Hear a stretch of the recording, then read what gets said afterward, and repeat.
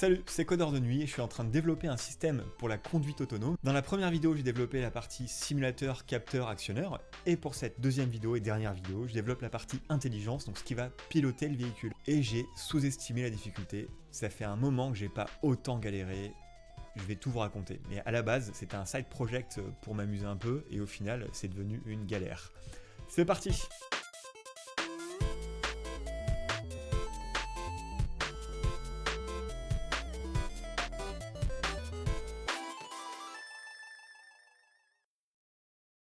À cette étape, l'objectif, c'est d'utiliser la matrice de pixels générée par la caméra en tant qu'information d'entrée pour le réseau de neurones afin de maintenir le véhicule sur la route.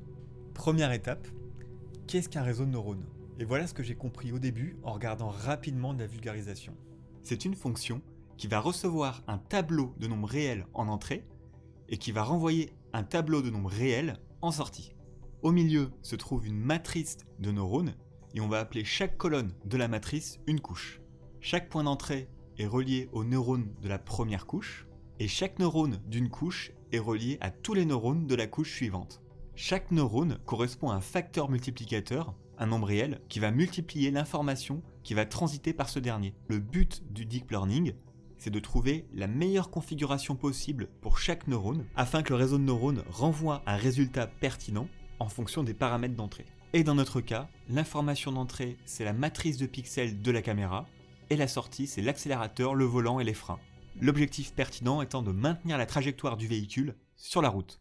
Bref, ça a l'air simple, ça a l'air cohérent, j'ai compris la moitié de ce qu'est un réseau de neurones, et j'ai démarré le projet. J'ai commencé par coder le réseau de neurones, donc une simple matrice avec des facteurs multiplicateurs. J'ai branché les pixels de la caméra à l'entrée du réseau de neurones et j'ai branché la sortie aux actionneurs de la voiture. Et enfin, j'ai mis en place un algo génétique qui va permettre de trouver la meilleure configuration possible au réseau de neurones. Chaque véhicule est généré avec son propre réseau de neurones et à chaque tentative, ceux qui sortent de la route sont éliminés et ceux parcourant la plus grande distance sont utilisés comme réseau de référence. Normalement, avec cette méthode, le réseau de neurones devrait tendre vers un comportement de plus en plus efficace. Mais au bout d'un moment, j'ai fini par comprendre que ça marchait pas. Les véhicules passaient leur temps à sortir de la piste, il n'y avait aucune progression, j'en ai déduit que mon algorithme de deep learning ne fonctionnait pas du tout. Bon, après avoir regardé plus en détail et plus sérieusement ce qu'est un réseau de neurones, et encore c'est superficiel parce que j'aime bien déduire les choses par moi-même, voilà ce que j'ai compris. Déjà, un neurone, c'est pas juste un facteur multiplicateur. Chaque neurone a plusieurs entrées, et chaque entrée a un poids qui va multiplier la valeur d'entrée. L'ensemble des résultats va être additionné et le neurone peut ajouter un nombre réel, un biais.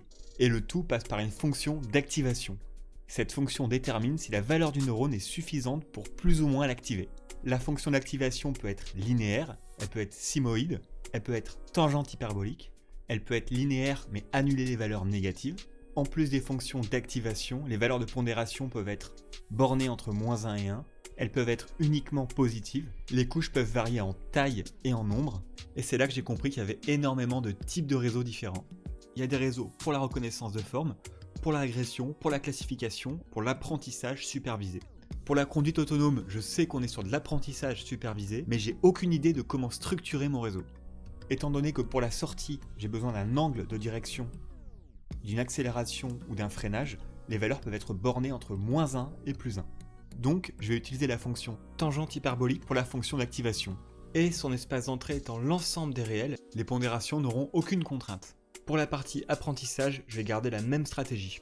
Je prends la voiture qui a parcouru la plus grande distance, j'utilise sa configuration de réseau comme réseau de référence, que je fais légèrement varier, et ainsi de suite, j'entraîne le réseau jusqu'à ce que le comportement soit optimum. Le problème de cette méthode, c'est que la dynamique de la voiture étant non linéaire, je dois faire varier assez pour pas m'enfermer dans un minimum local, mais pas trop pour les cas où il y a un point de singularité et où la moindre variation un peu trop importante change totalement le comportement de la voiture.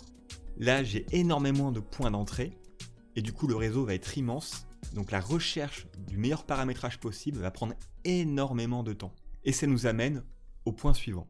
Dans ma première version, il n'y a aucune préparation des données, j'envoie les données brutes, soit pour une image de 300 x 100 pixels, soit 30 000 pixels, qui ont chacun 3 couleurs, 90 000 inputs d'entrée.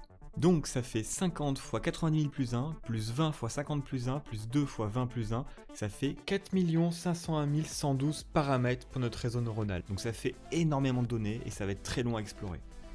La solution, c'est de traiter les données en amont, c'est de renvoyer le minimum de données possible permettant de discerner la trajectoire. Première chose, on peut très bien visualiser la route en noir et blanc, donc je peux diviser par 3 le nombre d'inputs, on passe de 90 000 à 30 000. Deuxième chose, on peut voir flou et discerner la route, donc je peux diviser par 10 le nombre de pixels, on passe à 300 pixels et on distingue toujours la route. À partir de là, quelles informations je peux encore retirer ou compresser pour extraire la trajectoire? Déjà, on peut retirer la partie haute de l'image, ça fait 20% de données en moins, on passe à 240 points d'entrée. On peut analyser l'image, utiliser des convolutions pour vraiment discerner les zones qui sont pertinentes. On peut aussi diviser l'image en bandes verticales et calculer le niveau moyen de pixels, mais j'ai peur que ça fasse perdre trop d'informations sur la trajectoire. On peut découper l'image en grilles, où chaque bloc va être relié à un réseau de neurones individuel, qui à la fin sera relié à un réseau de neurones global. J'ai testé plein de possibilités, j'ai fini par trouver une solution qui me paraît assez flexible et robuste, et qui en plus va me permettre de tester d'autres techniques que le deep learning. Par contre, je sais pas si j'ai fait tellement de traitements, si ça, au final, ça dénature pas le principe même du deep learning. Je sais pas, mais en tout cas, j'ai continué. Pour chaque ligne de la route, je calcule le centre en utilisant la variation de contraste. Donc j'obtiens un point pour chaque ligne qui va dessiner la trajectoire de la route. C'est simple, par contre il y a une limite, si la voiture prend une direction trop perpendiculaire à la route, le calcul ne fonctionne plus. Donc si la voiture arrive à maintenir sa direction avec une marge d'erreur plus ou moins raisonnable, c'est efficace. Je pense que ça reproduit assez fidèlement la planification de trajectoire d'un conducteur. À cette étape, les données sont prêtes, et en plus de ça, elles vont permettre aussi de tester d'autres systèmes comme l'asservissement industriel en plus du deep learning. Je fais un petit détour rapide pour tester une autre méthode d'asservissement. C'est l'asservissement par boucle de rétroaction PID. Je voulais vous en parler parce qu'en fait, je pense que c'est la méthode d'asservissement ou d'automatisation la plus naturelle, enfin la plus efficace, quelle que soit la nature d'un système. Maintenir une température, maintenir une altitude, faire un suivi de trajectoire. Vous agissez sur les actionneurs pour minimiser l'erreur entre l'objectif et l'état réel. Et pour calculer la correction, vous avez 3 variables. L'erreur instantanée, c'est la correction proportionnelle. L'erreur accumulée, c'est la correction intégrale. Et l'anticipation de l'erreur future, soit la vitesse de variation de l'erreur, c'est la correction dérivée. Si vous asservissez votre conduite uniquement en correction proportionnelle, ça va fonctionner, mais vous ne serez pas très précis. Et surtout, s'il y a de l'inertie, vous risquez d'osciller autour de votre objectif. Avec la correction intégrale, vous êtes plus précis, et le côté capacitif de l'intégrale va provoquer une inertie de réaction, et par conséquent, va provoquer de l'instabilité. Et enfin, pour compenser l'instabilité, on rajoute la correction dérivée qui vient anticiper la variation de l'erreur en atténuant les surcorrections. Bref, un régulateur PID minimise une erreur entre une consigne et une mesure, et comment je vais pouvoir transposer ça à la conduite autonome. Je vais récupérer la courbe générée par le capteur visuel et je vais prendre un point de cette courbe. La hauteur du point va définir l'anticipation de trajectoire, et l'écart entre le centre et ce point va définir l'erreur de trajectoire. On comprend que la vitesse du véhicule va influencer la hauteur du point qu'on va devoir récupérer pour l'anticipation de trajectoire. Donc, on a notre erreur, on a la correction proportionnelle, on rajoute le facteur P. On peut aussi générer une intégrale de cette erreur avec un facteur I, la correction intégrale. Et enfin, on peut calculer la dérivée de cette erreur avec un facteur D. J'additionne les corrections, on a les bases de notre boucle d'asservissement proportionnelle intégrale dérivée. Maintenant, il faut trouver les meilleurs coefficients PID permettant de réguler au mieux la dynamique de notre système. Dès qu'il y a un écart de trajectoire, le véhicule doit corriger le plus rapidement possible avec un dépassement le plus faible possible et une très bonne stabilité. On peut paramétrer par calcul avec des méthodes heuristiques quand on a un modèle précis de notre système. Et là, c'est pas mon cas, donc je vais passer par la méthode empirique. J'y ai passé du temps, j'ai galéré, mais j'ai fini par trouver le bon réglage. Ça fonctionne, on a un véhicule qui arrive à suivre à peu près la trajectoire de la route, mais c'est pas encore une conduite très naturelle. Par la suite, j'ai essayé de perfectionner un petit peu plus le système, j'ai rajouté d'autres boucles de rétroaction. Une boucle de rétroaction pour faire varier la consigne de vitesse en fonction de la courbure de la route. Plus la courbe est importante, plus le véhicule va ralentir. Et enfin, un régulateur de direction pour chaque point de la courbe, associé à un facteur de pondération qui va varier en fonction de la vitesse du véhicule. Plus la vitesse du véhicule est rapide, plus il anticipe la courbure, plus il est lent, plus il prend un point qui est proche de lui. Je pense que je me rapproche à peu près du comportement naturel d'un conducteur. Cette fois, le comportement est un peu plus réaliste. Dès qu'il y a une courbe, le véhicule va freiner. Dès qu'il y a une ligne droite, il va accélérer. Alors pourquoi je voulais absolument mettre en avant ces deux techniques d'automatisation? En fait, les deux approches sont totalement opposées. D'un côté, on a l'asservissement par boucle de rétroaction PID qui demande un calcul rigoureux, une modélisation rigoureuse des mathématiques du système à asservir, et donc une maîtrise complète de la boucle de régulation, ce que j'ai pas fait d'ailleurs. Et de l'autre côté, avec un réseau de neurones et un algo génétique, on obtient une boîte noire où il est impossible de prédire l'ensemble des comportements, l'ensemble des réactions du système d'automatisation. Alors oui, statistiquement, on sait que dans la majorité des cas, le système va réagir correctement, mais les données d'entrée étant imprévisibles, il est possible que le réseau de neurones n'ait pas intégré certaines configurations de données, et du coup, il peut avoir un comportement imprévisible. Après, on peut toujours contourner ce genre de problème en rajoutant des contraintes contextuelles à notre système d'automatisation. Mais dans l'avionique, l'automobile, l'aérospatiale, dans l'embarqué en général, il est peu probable de trouver des réseaux de neurones. Après, je peux me tromper, je travaille pas dans ce secteur.